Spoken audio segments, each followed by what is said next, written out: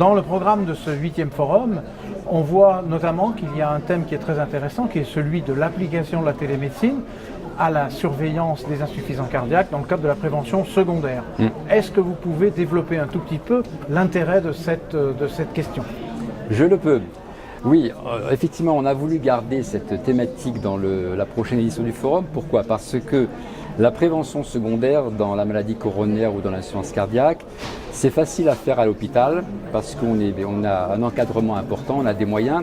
Après, les patients, ils repartent en ville, ils sont suivis en ville par leur cardiologue ou leur généraliste, mais ils ont besoin d'un suivi très souvent biologique en particulier. Et c'est difficile d'assurer la connexion entre le patient, le suivi biologique et éventuellement l'hôpital.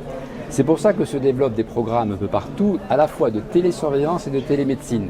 Effectivement, ce n'est pas pareil. La télésurveillance, c'est simplement la surveillance d'un paramètre biologique, on va voir de quelle façon, tandis que la télémédecine, il y a également une notion d'éducation. Ça veut dire qu'à partir d'un paramètre qui est surveillé, on donne des conseils, on fait de la surveillance. Donc, on a identifié 3 thématiques qui relevaient justement de la prévention et de la télémédecine de la première surveillance.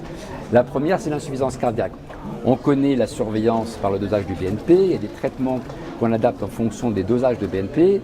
La surveillance du BNP, on ne sait pas exactement avec quelle périodicité ça va se faire. Et actuellement, se développent des programmes de prévention à la sortie de l'hôpital par une surveillance téléphonique ou automatique des patients d'insuffisance cardiaque par le BNP. On va en parler, c'est le docteur Jourdain qui va nous en parler. Deuxièmement, le diabète, c'est pareil. Les patients sont suivis par de la glycémie. Il faut transmettre les informations aux diabétologues, aux cardiologues, aux généralistes.